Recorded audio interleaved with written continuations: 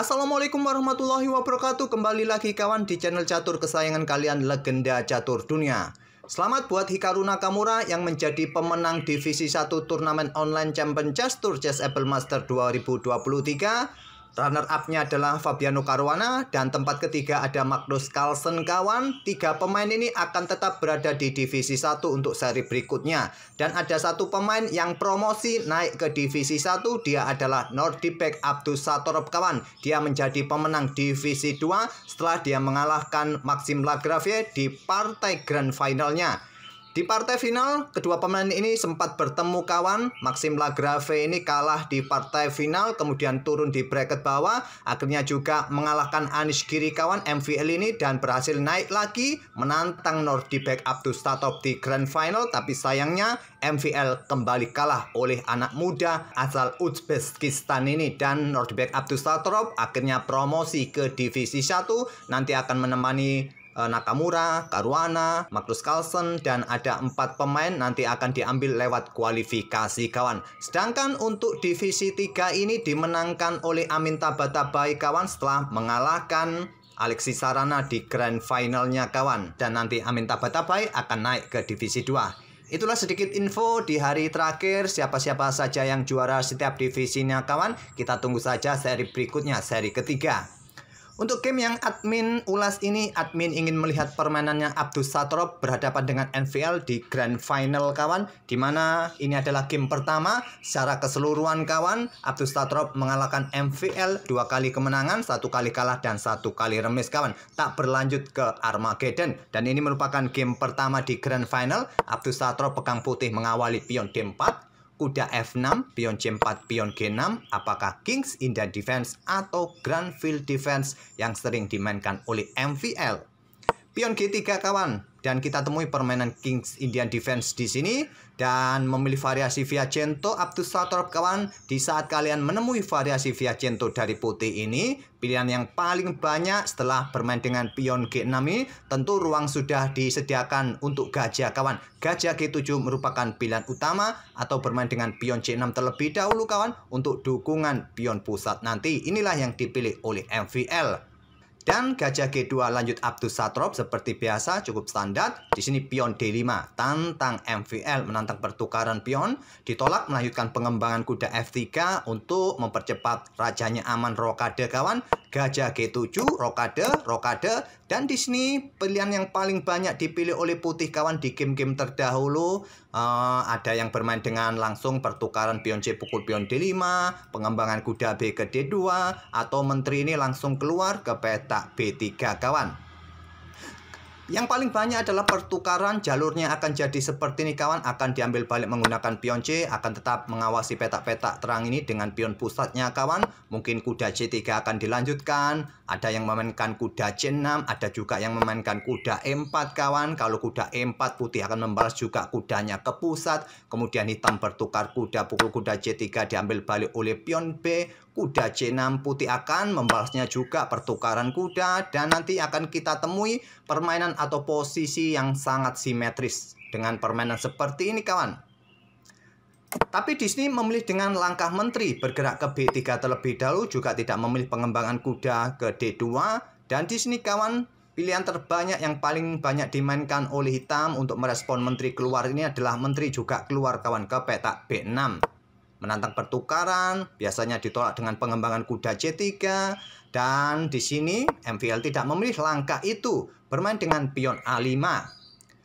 Dan di sini benteng D1, pion A4, menteri B4. Dan pada game ketiga mereka berdua juga bermain dengan King's Indian Defense kawan. Dimana di game ketiga MVL memilih langkah benteng E8 dibalas Abdusattorov kuda A3. Dengan permainan ini pun MVL kalah pada game ketiga itu.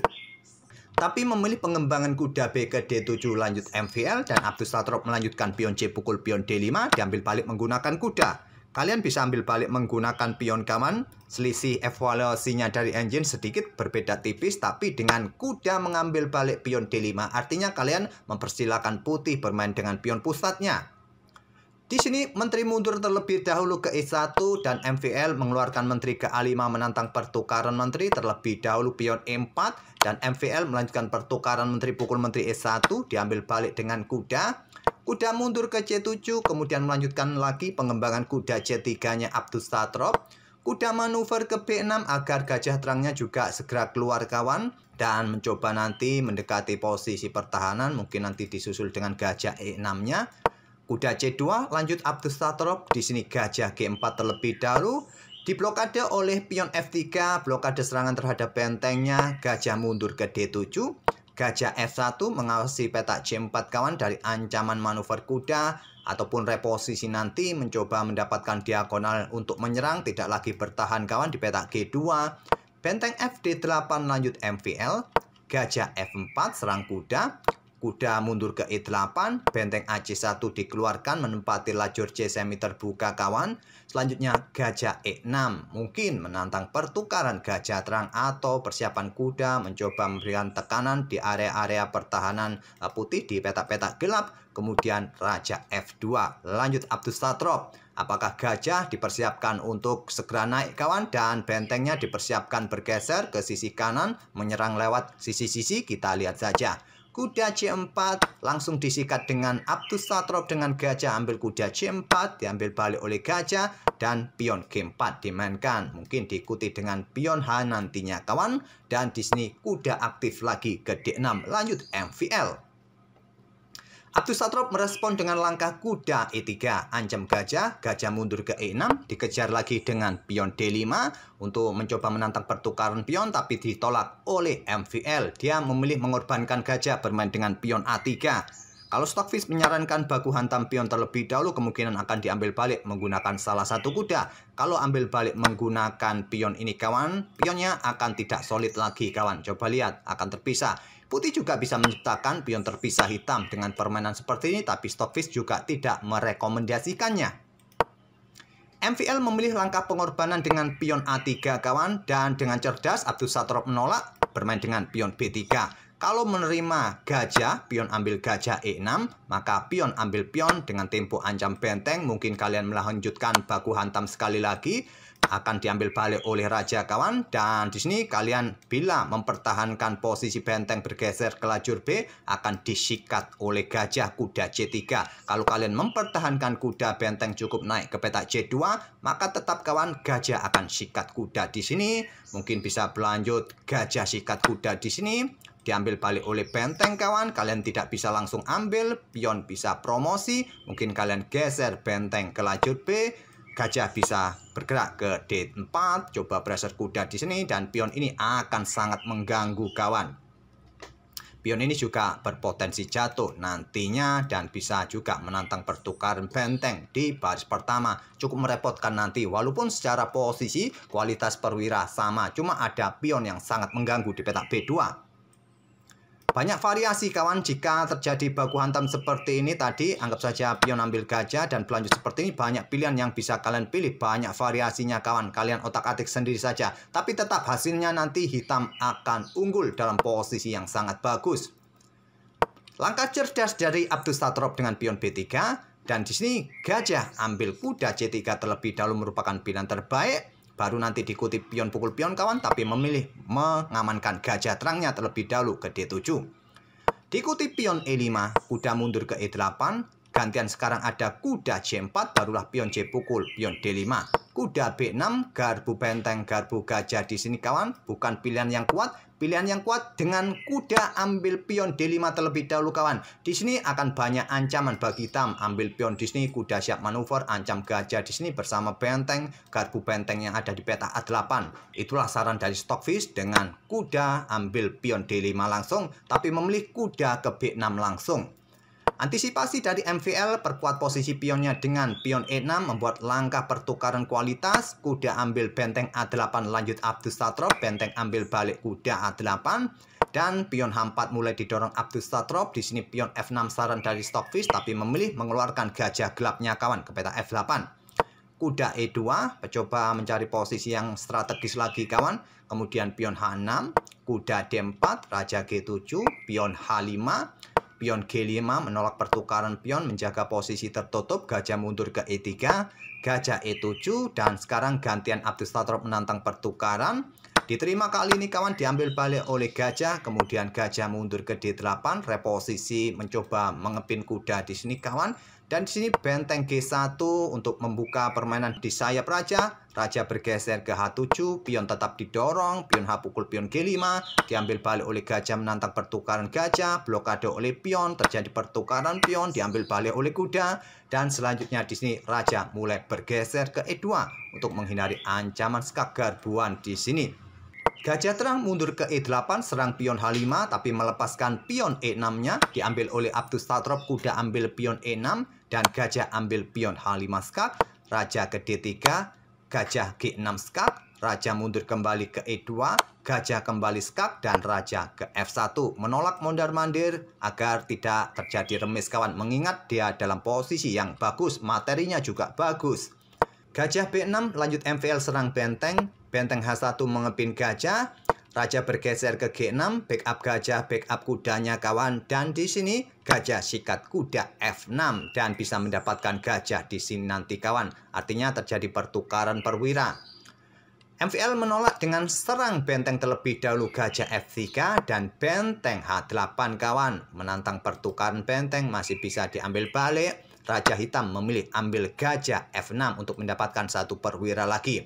Dipersilahkan oleh Abdus Satrop, dia ambil benteng A8, raja ambil kuda E6, benteng ambil pion A3, pion D4 mulai didorong, di sini pion B4 juga mulai didorong, discover kawan, gajah menghindar ke D5, raja putih mulai bergerak ke E2 mendekati pion hitam. Raja hitam juga mendekati pionnya, benteng A8 mencoba menyerang lewat belakang ataupun memberikan jalan bagi pionnya didorong maju. Gajah F7 awasi peta E8, di sini benteng mengincar pion B7, dilepas oleh MVL, memilih dengan raja bergerak ke E4 untuk mendapatkan tempo skak raja. Dan nanti diikuti dengan gajah melakukan skak jika raja bergerak ke petak gelap. Jadi di sini Abdus Satrop tidak tertarik ambil pion B2 terlebih dahulu, memilih dengan langkah raja ke D2. Untuk blokade laju pion juga mempersiapkan serangan bagi benteng di lajur E. Gajah D5, pertahankan pion B7, benteng E1 skak, memaksa raja bergeser ke lajur F, diikuti benteng F8 skak. Ini memaksa MVL menyerah di langkah ke-57. Jelas ancamannya bisa skak mat kalau salah melangkah, atau paling tidak salah satu gajah ini akan tewas kawan. Kalau Stockfish menyarankan raja ini bergerak ke petak G3 kawan, jangan sampai terkena skak mat.